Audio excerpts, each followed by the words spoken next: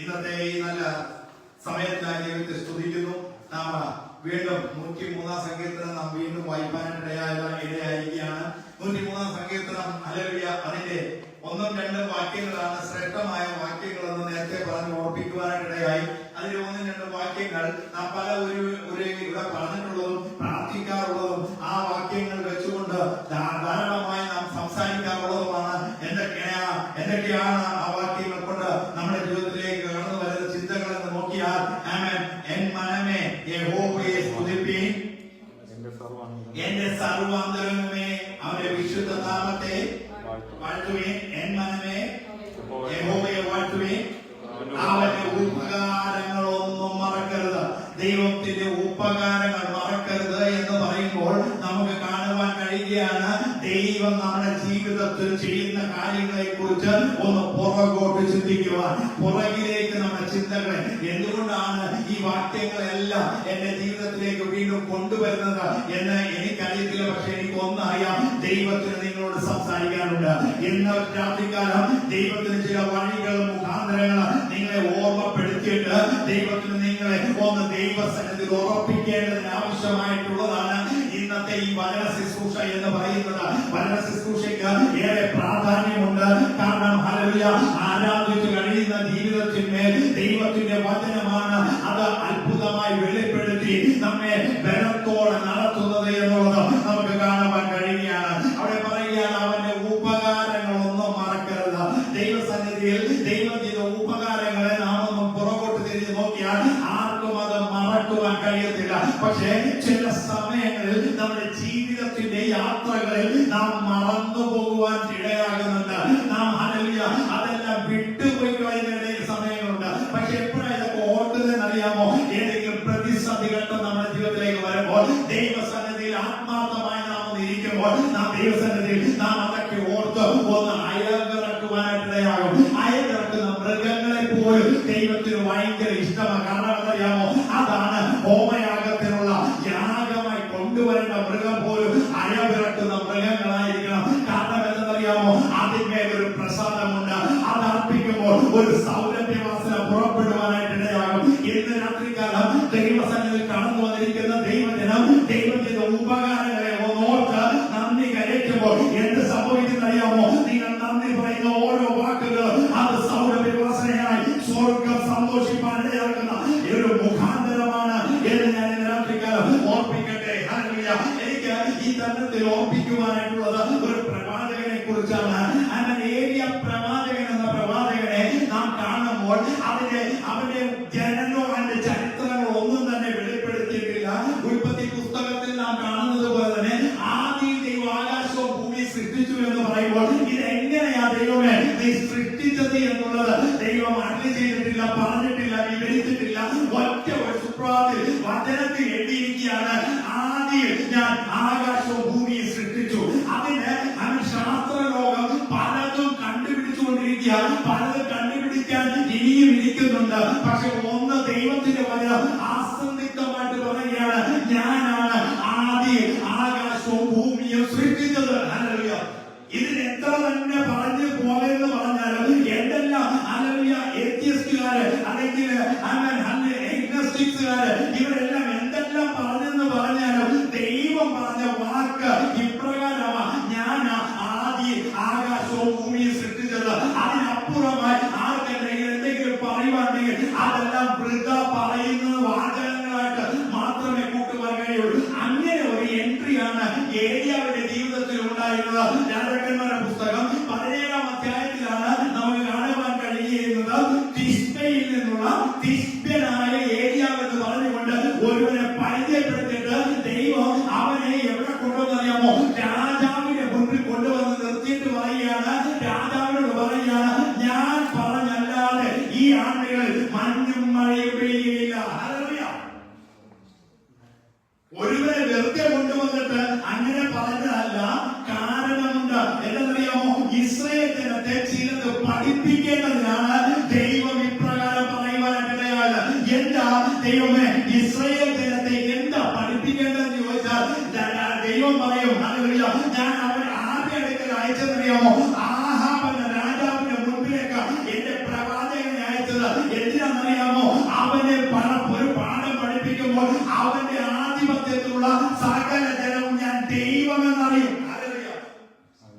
ഇപ്പോൾ ഇസ്രായേലിലുള്ളത് ദൈവമെന്ന് അറിയുന്നില്ലേ എന്ന് ചോദിച്ചാൽ അതിന്റെ പശ്ചാത്തലം നാം നോക്കുമ്പോൾ എന്താണെന്നറിയാമോ? ആഹാബിന്റെ ഭാര്യയായിരിക്കുന്ന ഇസബേലിന്റെ കൂട്ടത്തിൽ അങ്ങനെ 450 പ്രവാചകന്മാരും 450 പുരോഹിതന്മാരും ബാലിനെ സേവിക്കുന്ന കൂട്ടമായിട്ട് അവരോട് ഒന്നിച്ചുണ്ട്.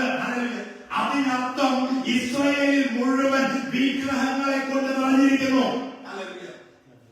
ഏക ദൈവമെന്ന സത്യദൈവത്തെ വിട്ടിട്ട് അവൻ ജനം എവിടേക്ക് പോയെന്നറിയാമോ? വിഗ്രഹങ്ങളെ സേവിക്കേണ്ടതിന് വിഗ്രഹങ്ങളിലേക്ക് തിരിയുവാനിടയായി. ആ സമയത്താണ് ഒരുവൻ എന്നിട്ട് പറയുന്നത്, ഞാൻ പറഞ്ഞല്ലാതെ ഈ ആണ്ടുകളിൽ മഞ്ഞും മഴയും പെയ്യത്തില്ല. ബാൽ വിഗ്രഹങ്ങൾ വെറുതെ ഇരിക്കുമോ? ബാലിനെ സേവിക്കുന്നവർ വെറുതെ ഇരിക്കുമോ? അവർ പൂജകൾ തുടങ്ങി, കർമ്മങ്ങൾ ചെയ്തു, അവൻ മന്ത്രവാദം ചെയ്തു.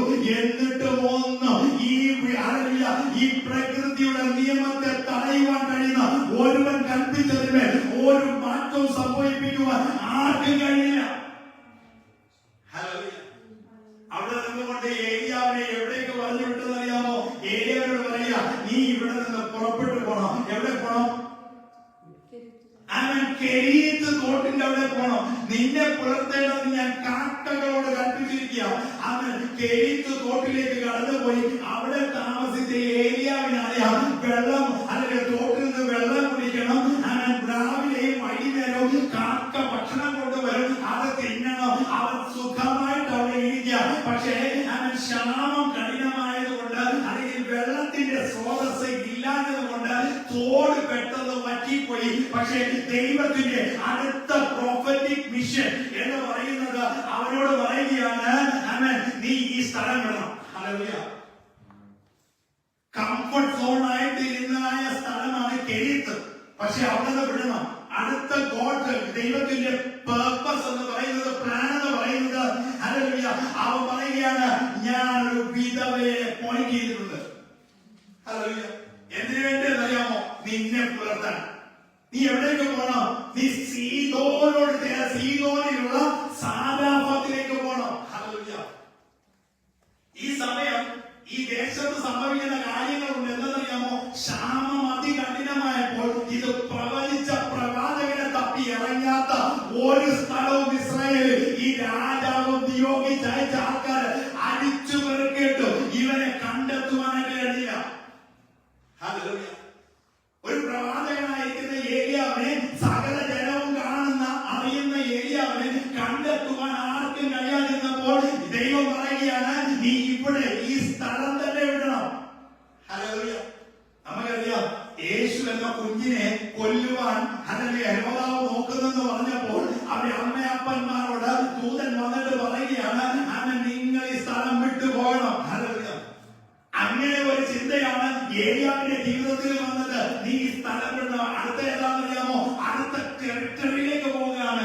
അടുത്ത കോമ്പൗണ്ട് അല്ലെങ്കിൽ അടുത്ത ഒരു സ്ഥലത്തേക്ക്, റീജിയനിലേക്ക് പോവുകയാണ്. സീദോനിലുള്ള സാരാഫത്തിലേക്ക് പോകണം. ഹല്ലേലൂയ. അവിടെ കുറവുണ്ടോ? ഹല്ലേലൂയ. അവിടെ ആരാധനകൾക്ക് കുറവുണ്ടോ? അതും ഇതിനേക്കാൾ വലിയ സ്ഥലമാണ്. ഹല്ലേലൂയ. അതായത് വിഗ്രഹങ്ങളെ സേവിച്ച് മുന്നോട്ട് പോകുന്ന ഒരു കൂട്ടം ജനമാ സീദോനിലുള്ളത്. ഹല്ലേലൂയ. അവിടെയുള്ള ഈ സ്ത്രീ എന്ന് പറയുന്നതും ഈ ഇമാതിരി അല്ലെങ്കിൽ വിഗ്രഹങ്ങളെ സേവിച്ച് നടക്കുന്ന സ്ത്രീയാ. പക്ഷെ അവളെ ദൈവം തിരഞ്ഞെടുക്കുവാനായിട്ടിടയായി. ഒരു വാക്യം പുതിയ നിയമത്തിൽ ഇപ്രകാരമുണ്ട്. ലൂക്കോസിന്റെ സുവിശേഷം 4-ാം അധ്യായം 25-26 വാക്യങ്ങൾ വായിക്കുമ്പോൾ യേശു ക്രിസ്തു ഈ കാര്യത്തെ കുറിച്ച് പറയുന്ന ഒരു വാക്ക് അവിടെയുണ്ട്. എന്ന് പറഞ്ഞാൽ ഇത് സംഭവിച്ചത് തന്നെ എന്നുള്ളത് പ്രവാചക സൂക്തങ്ങളിൽ പറഞ്ഞത് യേശു ക്രിസ്തു എടുത്തു പറയുകയാണ്. എന്താണ് അവിടെ പറയുന്നത്? 4-ാം അധ്യായം 25-26 വാക്യങ്ങൾ. ഏലിയാവിന്റെ കാലത്ത് ആകാശം 3 ആണ്ടും 6 മാസവും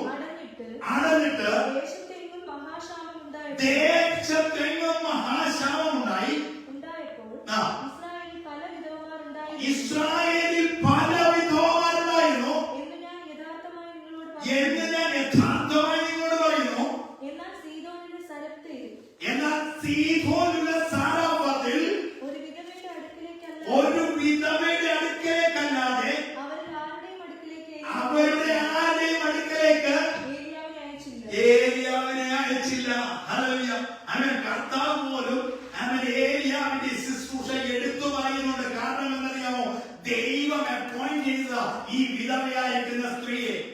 ഇനി ഇവളുടെ അടുക്കലേക്ക് കടന്നു ചെല്ലുവാനിടയായി. ഇവളുടെ അടുക്കൽ കടന്നു ചെന്നപ്പോൾ ഇവളോട് പറയുകയാണ്, ഒരു പാത്രം വെള്ളം വേണം എനിക്ക്. ഹല്ലേലൂയ. നമുക്ക് ആ വാക്യം ഒന്ന് വായിക്കാം. അവളോട് ചോദിക്കുന്ന ഒരു ചോദ്യമുണ്ട്. അങ്ങനെ അവൻ എഴുന്നേറ്റ് സാരാഫാത്തിൽ പോയി.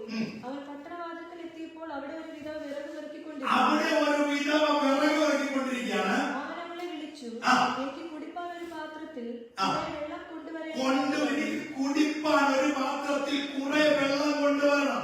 സാധാരണ അന്നത്തെ കാലങ്ങളിൽ സംഭവിക്കുന്ന ഒരു കാര്യമാണ്. കാരണം യാത്ര ചെയ്ത് ക്ഷീണിച്ചിരിക്കുന്ന പ്രിയപ്പെട്ടവര് ഏതെങ്കിലും ഭവനങ്ങളോട് ചേർന്ന് ആരെങ്കിലും നിൽക്കുന്നത് കണ്ടാൽ അല്പം വെള്ളം ചോദിക്കുന്നത് സ്വാഭാവികമാണ്.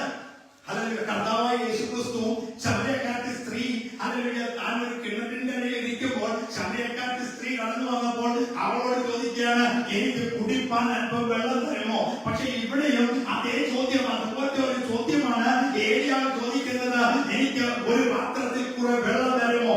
അവൾ പോകുവാൻ ഒരുങ്ങിയപ്പോൾ പറയുകയാണ്, അവൾ കൊണ്ടുവരുവാൻ പോകുമ്പോൾ ഒരു കഷ്ണം അപ്പവും കൂടെ നിന്റെ കയ്യിൽ കൊണ്ടുവരണം എന്ന് പറഞ്ഞു. അപ്പോൾ എന്താ സംഭവം അറിയാമോ? ഇവരുടെ ജീവിതത്തിന്റെ കുറവിനെ അറിയാവുന്ന ഒരുവരേ ഉള്ളൂ, അത് സ്വർഗത്തിലെ ദൈവമാണ്. ഹല്ലേലൂയ.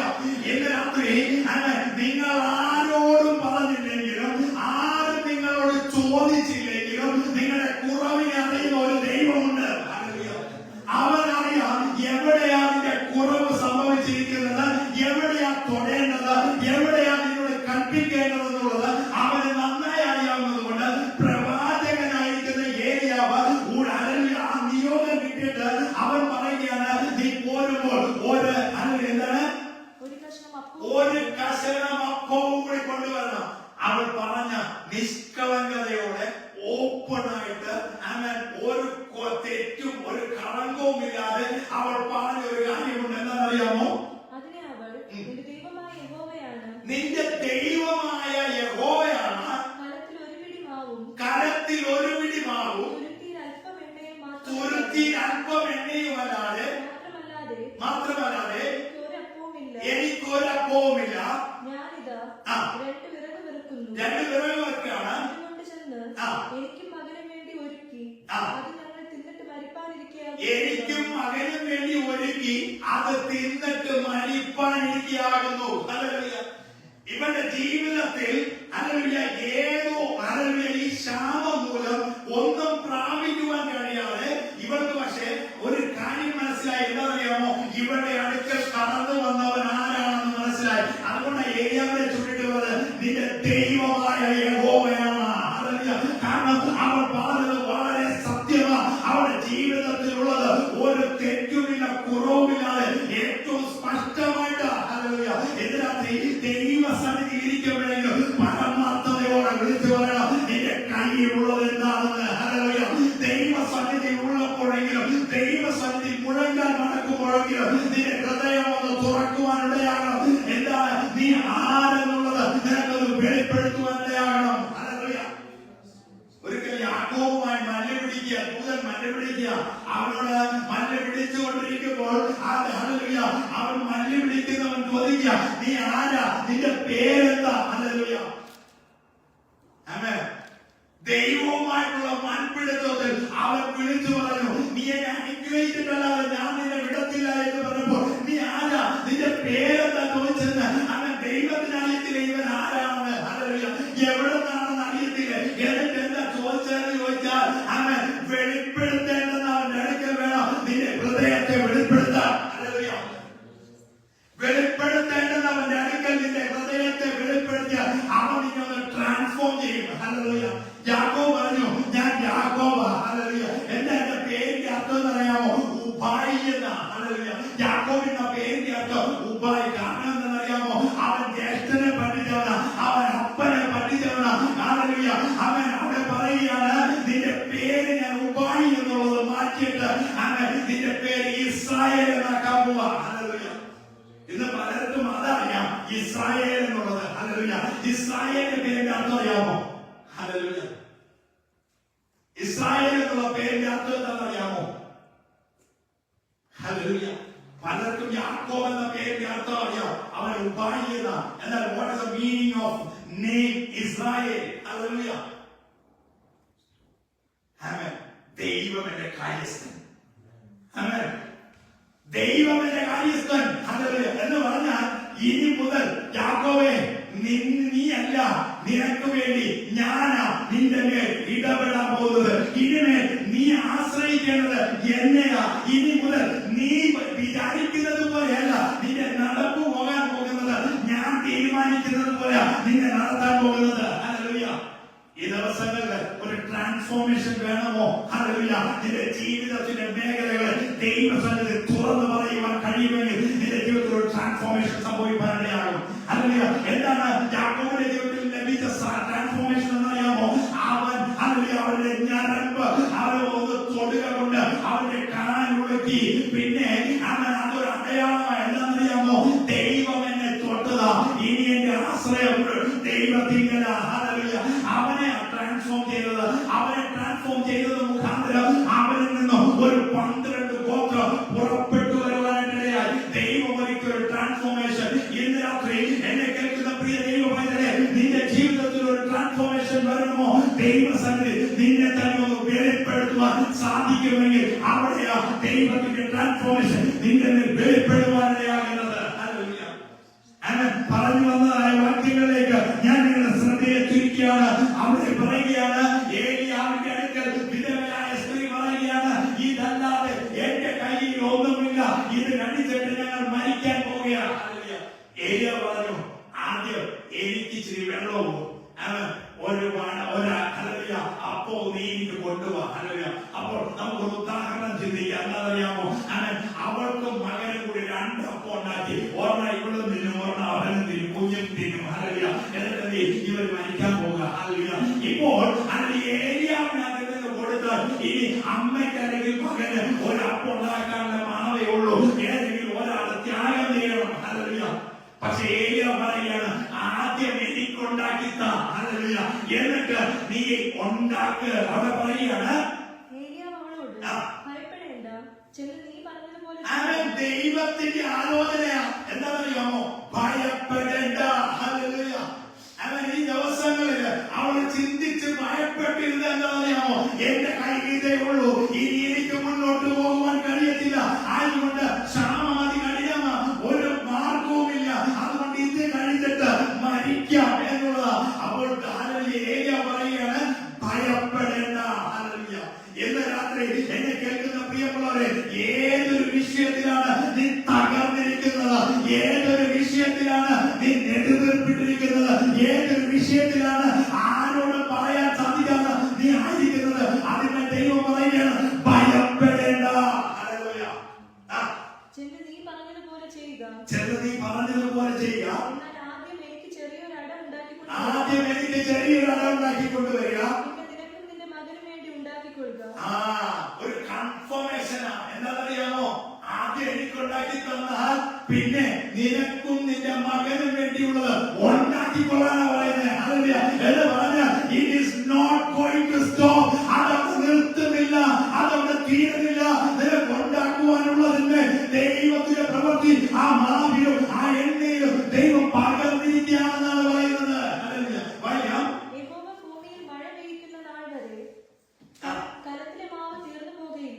യഹോവ ഭൂമിയിൽ മഴ പെയ്യിക്കുന്ന നാൾ വരെ. ഹല്ലേലൂയ.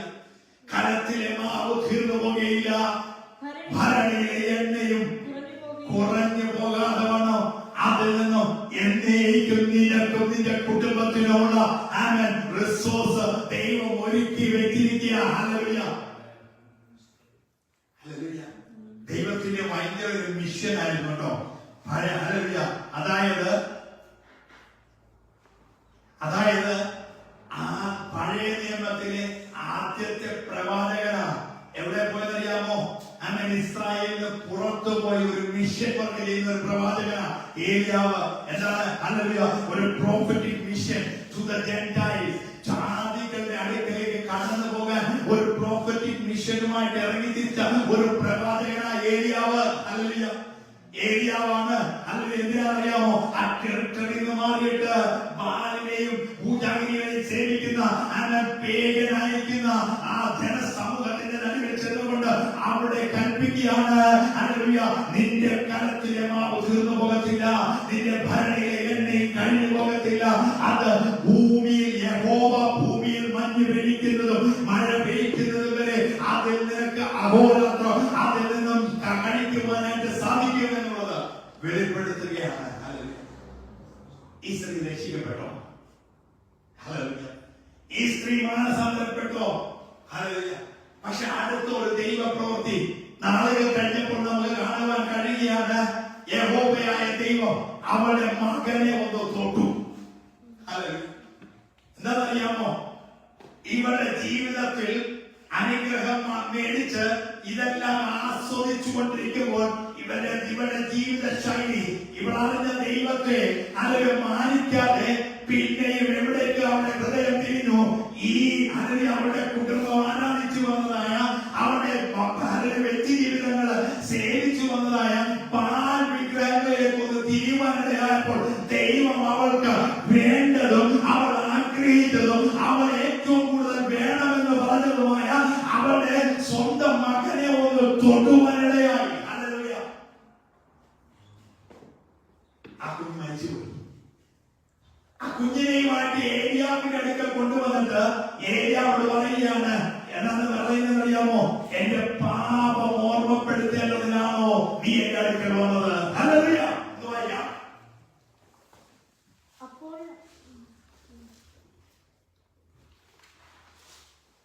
അനന്തരം വീട്ടുടമക്കാരത്തിയായ സ്ത്രീയുടെ മകൻ ദീനം പിടിച്ചു കിടപ്പിലായി. ദീനം കടുത്തിട്ട് അവന് ശ്വാസമില്ലാതെയായി. അപ്പോൾ അവൾ ഏലിയാവോട്, അയ്യോ ദൈവപുരുഷനെ, എനിക്കും നിനക്കും തമ്മിൽ എന്ത്? എന്റെ പാപം ഓർപ്പിക്കേണ്ടത്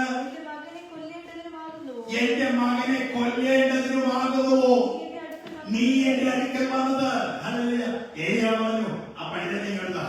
പൈതലിനെ അവന്റെ കാര്യങ്ങൾ മേടിച്ചു, മുകളിലത്തെ മാളിക മുറിയിൽ കൊണ്ടുപോയി അവന്റെ മേൽ കിടന്ന് അവന് അവന്റെ നഷ്ടപ്പെട്ടു പോയ ജീവൻ അവനിലേക്ക് മടക്കി ലഭിച്ചിട്ട് ആ കുഞ്ഞിനെയുമായിട്ട് അവളുടെ അടുക്കലേക്ക് കടന്നു വന്നപ്പോൾ അവൾ പറയുന്ന ഒരു കാര്യമുണ്ട്. ഇതാണ് ദൈവം ആഗ്രഹിക്കുന്ന മാനസാന്തരം എന്ന് പറയുന്നത്. അവൾ പറയുകയാണ്, 24 വാക്യം, സ്ത്രീ ഏലിയാവോട് നീ ദൈവപുരുഷനെന്നും നിന്റെ നാവിന്മേലുള്ള യഹോവയുടെ വചനം സത്യമെന്നും ഞാൻ ഇതിനാൽ അറിയുന്നു. അപ്പൊ ഇതിനു മുൻപ് ഈ അത്ഭുതം നടന്നിട്ടും അവർക്കത് വെളിപ്പെടുവാൻ കഴിഞ്ഞില്ല, അവർക്കത് അക്സെപ്റ്റ് ചെയ്യുവാനായിട്ട് കഴിഞ്ഞില്ല, അവർക്കത് റിസീവ് ചെയ്യുവാൻ കഴിഞ്ഞില്ല. പക്ഷേ അവരുടെ വേണ്ടപ്പെട്ട ഒന്നിലേക്ക് തൊട്ടപ്പോൾ അവർക്ക് മനസ്സിലായി, ഞാൻ ആശ്രയിക്കുന്ന ദൈവത്തിൽ എനിക്കത് പൂർണ്ണമായി ആശ്രയിക്കാൻ കഴിഞ്ഞില്ല. അതുകൊണ്ട് അവൾ ഹല്ലേലൂയ അത് തിരികെ കിട്ടിയപ്പോൾ അവൾ പറയുകയാണ്, ഈ ദൈവത്തിൽ ഞാൻ പൂർണ്ണമായി ആശ്രയിക്കുകയാണ്. ഹല്ലേലൂയ. ഇതുപോലെ തന്നെയല്ലേ രൂത്തിന്റെ ജീവിതത്തിൽ അവൾ അമ്മാവിയമ്മയോട് പറഞ്ഞൊരു കാര്യമുണ്ട്. നിന്നെ വിട്ട് പിരിവാനും നിന്റെ കൂടെ വരാതെ മടങ്ങി പോകുവാനും എന്നോട് പറയരുതേ. നീ പോകുന്നിടത്ത് ഞാനും പോലും, നീ പാർക്കുന്നിടത്ത് ഞാനും പാർക്കും. നിന്റെ ജനമ ഇനി മുതൽ എന്റെ ജനം, നിന്റെ ദൈവമ എന്റെ ദൈവം. ഹല്ലേലൂയ. ഒരു മോവാബ് സ്ത്രീ അവൻ ഇസ്രായേലിനോട് ഒരു സംബന്ധവും വരുവാൻ പാടില്ലാത്ത ഒരു സ്ത്രീ അവൾ എടുത്തൊരു തീരുമാനമുണ്ട്. എന്റെ നിന്റെ ദൈവമാ ഇനി മുതൽ എന്റെ ദൈവം എന്ന് പറഞ്ഞപ്പോൾ അവളുടെ ജീവിതത്തിൽ ദൈവം ഒന്ന് ട്രാൻസ്ഫോം ചെയ്യുക. എന്താണെന്നറിയാമോ? അവളെ ഇസ്രായേലിൽ കൊണ്ടുവന്നിട്ട് ദാവീദിന്റെ അപ്പൂപ്പനാകുവാനൊക്കെയുള്ള ഇടയാക്കിയ അവന്റെ ദൈവത്തിന്റെ പദ്ധതി എന്ന് പറയുന്നത് ആര് ദൈവത്തെ സേവിക്കുന്നു അവൻ ഇസ്രായേലിൽ മാത്രമല്ല ഏത് ജാതിയിൽപ്പെട്ടവനായാലും ദൈവത്തെ സേവിക്കേണ്ടതിന് യഹോവയിലേക്ക് മുഖം തിരിക്കുന്നുവോ അവന്റെ ജീവിതത്തിൽ ദൈവം ഒന്ന് ട്രാൻസ്ഫോം ചെയ്യും. ദൈവത്തിന്റെ ഇഷ്ടത്തിനനുസരിച്ച ഒരു പാത്രമാക്കി മാറ്റുവാൻ ദൈവത്തിന് പ്രസാദം തോന്നിയാൽ ദൈവം ആ ട്രാൻസ്ഫോർമേഷൻ ദൈവത്തിന് പ്രയോജനമുള്ളതാക്കി തീർക്കും. ഇന്ന് രാത്രിയിലെ കേൾക്കുന്ന പ്രിയമുള്ളവരെ, ആഹാബിന്റെ വിചാരകൻ പറഞ്ഞൊരു കാര്യമുണ്ട്. ഏലിയാവിനെ കണ്ടപ്പോൾ പറഞ്ഞൊരു കാര്യമുണ്ട്. നിന്നെ കണ്ടെത്തുവാൻ രാജാവയക്കാത്ത ഒരു ദേശവുമില്ല. ദൈവം ഒളിപ്പിച്ചത് എവിടാന്നറിയാമോ? ഒരു പാവപ്പെട്ട ആയിരിക്കുന്ന ഹല്ലേലൂയ ഒരു വിധവയുടെ അടുക്കല ദൈവം ഇവരെ കൊണ്ടുവരുവാനായിട്ടിടയായത്. ഇന്ന് രാത്രി എന്നെ കേൾക്കുന്ന പ്രിയമുള്ളവരെ, നിങ്ങളുടെ ജീവിതത്തിൽ ഒരു ട്രാൻസ്ഫോർമേഷൻ വേണമെങ്കിൽ ഉള്ളിലുള്ളത് ദൈവസന്നിധി പരമാർത്ഥതയോടെ പറയുമെങ്കിൽ ദൈവം പ്രവർത്തിക്കുവാനായിട്ടിടയാകും. ഒരു ഹന്ന തന്റെ ഉള്ളിലുള്ളത് വിചാരം ദൈവസന്നിധിയിൽ പകരുവാനിടയായപ്പോൾ അവൾക്ക് ദൈവത്തിൽ നിന്ന് മറുപടി ലഭിച്ചുവെങ്കിൽ ഒരു രൂത്ത് താനെടുത്ത തീരുമാനം അവൻ ഉറക്കെ വിളിച്ചു പറയുവാനിടയായപ്പോൾ അവളുടെ ജീവിതത്തിൽ ഒരു ട്രാൻസ്ഫോർമേഷൻ സംഭവിച്ചുവെങ്കിൽ എന്തിനേറെ ഈ വിധവയുടെ അവസ്ഥയിലും അവൾ ദൈവസന്നിധിയിൽ ഒരു തീരുമാനം എടുക്കുവാൻ കഴിഞ്ഞെങ്കിൽ ആ തീരുമാനം അവളുടേത് മാത്രമായിരുന്നില്ല, അവളോട് ഒന്നിച്ചുണ്ടായിരുന്ന സകലരും ഒരുപോലെ ആ തീരുമാനം കൈക്കൊള്ളുവാനിടയായെങ്കിൽ ദൈവത്തിന്റെ രക്ഷ ജാതിയിലേക്ക് വെളിപ്പെട്ടു എന്ന് പഴയ നിയമത്തിൽ നമുക്ക് പറയുവാൻ കഴിയുമെങ്കിൽ ഇന്ന് രാത്രി എന്നെ കേൾക്കുന്ന പ്രിയമുള്ളവരെ, നിങ്ങളോടുള്ളത് ദൈവത്തിന്റെ ദൂത് എന്ന് പറയുന്നത് ഈ ദിവസങ്ങളിൽ ട്രാൻസ്ഫോർമേഷൻ ആണ്. അത് സംഭവിക്കുക തന്നെ ചെയ്യും. വിശ്വസ്തയോടെ ദൈവസന്നിധിയായിരുന്ന ദൈവത്തിന്റെ വലിയ ട്രാൻസ്ഫോർമേഷൻ ഈ ദിവസങ്ങളിൽ നിങ്ങളിലേക്ക് വ്യാപരിക്കുവാനിടയാകും. അതുകൊണ്ട് എന്ത് ചെയ്യണമെന്നറിയാമോ? ഉപകാരം, ദൈവത്തിന്റെ ഉപകാരം. എന്താ ദൈവം ചെയ്ത? വിധവയുടെ ജീവിതത്തിൽ ദൈവം ഉപകാരം ചെയ്തു. മരിക്കാനിരുന്ന അവളെ ദൈവം ആ മാവ് കുറഞ്ഞു പോകാതെ, എണ്ണ കുറഞ്ഞു പോകാതെ അവളെ പുലർത്തുവാനിടയായത്. അവൾ മറന്നുപോയപ്പോ ദൈവത്തെ അറിയാമോ? ഒന്ന് തൊട്ടു. അവൾക്ക് ഏറ്റവും പ്രാധാന്യമുള്ളത്, അവൾ ഏറ്റവും ആഗ്രഹിച്ചതിന് ഒന്ന് തൊട്ടപ്പോ അവൾ മടങ്ങി വരുവാനിടയായി. ഈ ദിവസങ്ങളിൽ അത്രത്തോളം പോകാതെ നീ ദൈവസന്നിധിയിലേക്ക് ഒന്ന് മടങ്ങുക. നിന്റെ തലമുറയെ ദൈവം തൊട്ടിട്ട് വേണ്ട ദൈവത്തിന്റെ ഉപകാരത്തെ ഓർക്കാൻ. അതിന് മുന്നേ ദൈവത്തിന്റെ ഉപകാരം നീ ഓർത്ത് ദൈവത്തെ മഹത്വപ്പെടുത്തുവാൻ നിനക്ക് സാധിക്കണമെങ്കിൽ ഇന്ന് രാത്രികാലം നിന്റെ ഉപകാരത്തിൽ നിന്ന് പുറപ്പെടുന്നതായ യാഗം, സ്തോത്രം എന്ന യാഗത്തിന് ദൈവം പ്രസാദിപ്പാൻ പോവുകയാണ്. അങ്ങനെ ഒരു ചെയ്തി നിന്റെ ജീവിതത്തിൽ തരുവാൻ പോവുകയാണ്. ഒരു വ്യത്യാസം നിന്റെ ജീവിതത്തിൽ തരുവാൻ പോവുകയാണ്.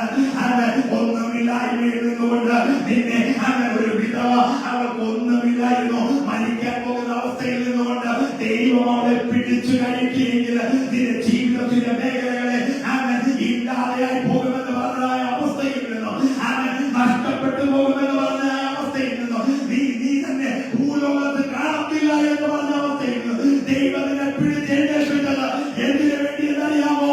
നിന്റെ ദേശത്ത് നീ ഒരു സാക്ഷ്യമാണ്.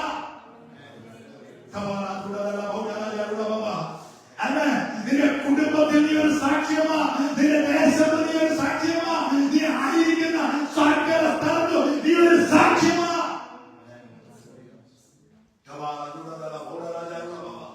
ഈ ദിവസങ്ങളിൽ സാക്ഷ്യത്തിന്റെ വലിയ ഒരു കൂമ്പാരം നിന്റെ ജീവിതത്തിൽ ദൈവം തന്നിട്ടുണ്ട്. എന്നിട്ടും മറന്നു പോകുന്നെങ്കിൽ നിന്നെ മാത്രമല്ല തലമുറയെ ദൈവത്തോടും കാണുന്നതിനായോ നിന്നെ വിളിച്ചതിനൊരു ഉദ്ദേശമുണ്ട്. അത് നിന്നെ കൂടെ ദൈവത്തിനൊന്ന് നിവർത്തിക്കണം. നിന്നെ കൊണ്ടുവന്നത് വീണ്ടും ബെത്ലഹേമിലേക്ക് നിന്നെ കൊണ്ടുവന്നതിന് ദൈവത്തിനൊരു ഉദ്ദേശമുണ്ട്. അത് രൂഥേ നിന്നെ കൂടെ തെളിവായി വരണം. അങ്ങനെയെങ്കിൽ ഇന്ന് രാത്രികാലം നിന്നിൽ കൂടെ അത് വെളിപ്പെട്ട് വരേണ്ടതിന് ഒന്ന് സമർപ്പിക്കുവാൻ കഴിയുമെങ്കിൽ ഹല്ലേലൂയ എന്ന് പറഞ്ഞുകൊണ്ട് ദൈവസന്നിധിയിൽ ഒന്ന് സമർപ്പിക്കുവാൻ കഴിയുമെങ്കിൽ ഈ ദിവസങ്ങളിൽ ദൈവമഹത്വം ഒന്ന് വെളിപ്പെടണം. എനിക്ക് ലഭിച്ചതായ ദൈവീയാലോചനയാണ് ഇന്ന് രാത്രി ഞാൻ നിങ്ങളോട് ഷെയർ ചെയ്തത്. ഹല്ലേലൂയ. അത് കൃതാവല്ല, ദൈവ പ്രവൃത്തിയാണ്. ഹല്ലേലൂയ. ഈ ദിവസങ്ങളിൽ ദൈവ പ്രവൃത്തി നിങ്ങളുടെ ജീവിതത്തിൽ ഒന്ന് വെളിപ്പെട്ട് കാണുവാൻ ഇടയാകേണ്ടത് സമർപ്പിക്കാമോ? ഈ ദിവസങ്ങളിൽ പറയണം, മഹത്വവാനായ ദൈവം എനിക്ക് വലിയ വശി. എന്റെ അവസ്ഥയിൽ എന്റെ ദൈവത്തോട് കൂടെ ഇല്ലായിരുന്നുവെങ്കിൽ എന്റെ കൂടെ സാക്ഷിയാണോ? എന്റെ കൂടെ സാക്ഷ്യമാണ്. എന്റെ അവസ്ഥയിൽ എന്നോടുകൂടെ ദൈവമില്ലായിരുന്നുവെങ്കിൽ ഞാൻ പണ്ടേ നഷ്ടപ്പെട്ടു പോകേണ്ടതവനായിരുന്നു. സ്കൂളിൽ പഠിക്കുന്ന സമയത്ത് തന്നെ നഷ്ടപ്പെട്ടു പോകേണ്ടതവനായിരുന്നു. ദൈവത്തിന്റെ വലിയ കരം എന്നെ ചേർത്ത് നിർത്തിയപ്പോൾ എന്റെ മാതാവ് എന്നെ കരവിലെടുത്തിട്ട് പറഞ്ഞു, ഇവനെ മടക്കി തന്നാൽ ഇവനെ ഞാൻ അതിന്റെ വേലക്കായി വേർതിരിച്ചു കൊള്ളാം. ഹല്ലേലൂയ.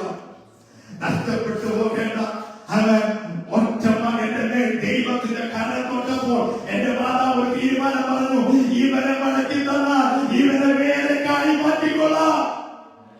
ഹല്ലേലൂയ. ദൈവത്തിന്റെ ശുശ്രൂഷക്കാർക്ക് ഇറങ്ങണമെന്നുള്ള താല്പര്യവും എന്റെ ജീവിതത്തിൽ ഇല്ലായിരുന്നു. പക്ഷേ കാലത്തിനനുസരിച്ചുള്ള എന്റെ യാത്രയിൽ ദൈവം എന്നെ കൊണ്ടെത്തിച്ചതാ. ഹല്ലേലൂയ. എന്നെ പിടിച്ചു നിർത്തിയതാ. ഹല്ലേലൂയ. ദൈവസന്നിധിയിൽ എടുത്ത തീരുമാനമൊന്നും ഹല്ലേലൂയ എനിക്ക് ദൈവം തരാതിരുന്നിട്ടില്ല. ഹല്ലേലൂയ. ഞാൻ ദൈവസന്നിധി തീരുമാനമെടുക്കവേളല്ല, എന്റെ ദൈവം അതിന്മേലെല്ലാം എന്നെ ചേർത്ത് നിർത്തിട്ട് പറഞ്ഞു, ഹല്ലേലൂയ, നീ എന്റെ വേണ്ടി നാമത്തിന് വേണ്ടി നിന്നാൽ ഞാൻ നിന്നെ വലിയവനാക്കാം. ഹല്ലേലൂയ. ഹല്ലേലൂയ. ലോകത്തിന്റെ വലിയവനല്ല ഞാൻ പറഞ്ഞത്, ശുശ്രൂഷയെ വലിയവനാക്കാം. ഹല്ലേലൂയ. എന്നും എന്റെ ജീവിതത്തിലുള്ള കോളിംഗ്. ഹല്ലേലൂയ. എനിക്കറിയാം അതിനുള്ള സമയമെടുത്തു. ദൈവജനമേ, നിങ്ങൾ എന്നോട് കൂടെ നിൽക്കുന്നു എങ്കിൽ അങ്ങനെ ആ വലിയ ശുശ്രൂഷ ഏറ്റെടുത്ത് നമുക്ക് മുന്നോട്ട് പോകാം. ആരും വേണ്ടെന്നേ, ഉള്ളവര് മതിയല്ലേ. ഹല്ലേലൂയ. ദൈവത്തിന് പ്രവർത്തിക്കാൻ ഒറ്റ ഏരിയ മതിയായിരുന്നു. ഹല്ലേലൂയ. ഹല്ലേലൂയ. ഒരു കൂട്ടം ജനത്തിന്റെ നടുവിൽ ദൈവത്തിന് പ്രവർത്തിക്കാൻ ഒറ്റ ഏരിയ മതിയായിരുന്നു. ഹല്ലേലൂയ. ഒരു കൂട്ടം ജനത്തിന് വേണ്ടി പ്രവർത്തിപ്പാൻ എന്നെ നിങ്ങളെ ദൈവം ഒരുക്കുന്നുവെങ്കിൽ കൂടെ വന്നാൽ മതിയെന്നെ. ദൈവം പ്രവർത്തിക്കുമെന്നേ. ഹല്ലേലൂയ. ഹല്ലേലൂയ. ഈ ദേശത്ത് അനേകർ വന്നിട്ടുണ്ട്. ഹല്ലേലൂയ. ഈ ദേശത്ത് അനേക ശുശ്രൂഷകന്മാർ വന്നിട്ടുണ്ട്. അനേക അസിസ്റ്റന്റ് ശുശ്രൂഷകന്മാർ ഈ ദേശത്ത് വന്നിട്ടുണ്ട്. ഇന്ന് അവരുടെ അവസ്ഥ എല്ലാം നോക്കിയാൽ ജോലിയുടെയും ശമ്പളത്തിന്റെ പുറകെ അങ്ങനെ അവർക്കുള്ള വിളി മാറി, അവരുടെ കോളിംഗ് മാറി, അവരെല്ലാം യാത്ര മാറി. ഹല്ലേലൂയ. ഹല്ലേലൂയ. ഇന്ന് രാത്രി വിളിച്ചു പറയട്ടെ, എന്തവസ്ഥയിലാണെന്ന് പറഞ്ഞാലും നിന്റെ വിളിക്കനുസൃതമായ പോക്കല്ല നിന്റെ ജീവിതത്തിൽ സംഭവിക്കുന്നെങ്കിൽ ദൈവം തൊഴുന്നേ. ഹല്ലേലൂയ. ദൈവം തൊഴും. ഹല്ലേലൂയ. തൊട്ടാ പിന്നെ ഹല്ലേലൂയ നേരെ വിളിച്ചുകൊണ്ട് വരാനേ പറ്റത്തുള്ളൂ. ഹല്ലേലൂയ. ഇപ്പൊ എന്താ ഇവിടെ തൊടാത്തെന്ന് ചോദിച്ചാൽ സമയം തന്നിരിക്കുക. ചിലപ്പോൾ ഈ മെസ്സേജ് കേൾക്കുമ്പോഴായിരിക്കും അങ്ങനെ ചിന്തകൾ വരുന്നത്. ഈ ദിവസങ്ങളിൽ ഹല്ലേലൂയ ദൈവത്തിന്റെ ശ്രേഷ്ഠമായ കരുതല് ഒന്ന് ഹല്ലേലൂയ അനുഭവിക്കുവാൻ എന്നെയും നിങ്ങളെ ഒന്ന് സമർപ്പിക്കാം. ദൈവസന്നിധിയിലേക്ക് ഒരു നിമിഷം പ്രാർത്ഥിക്കാം. കരുണ്യവാൻ